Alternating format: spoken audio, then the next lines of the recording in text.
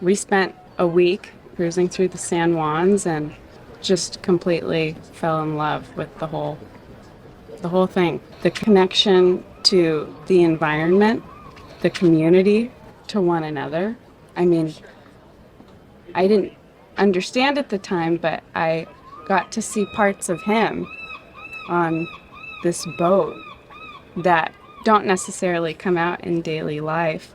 And so I like to tell him that my favorite version of Grayson is Grayson on Lorraine. And that was our first date. We didn't know it, but it was. So it brought us together in a way that any other first date, even if it were also a week long, wouldn't have. And this boat feels like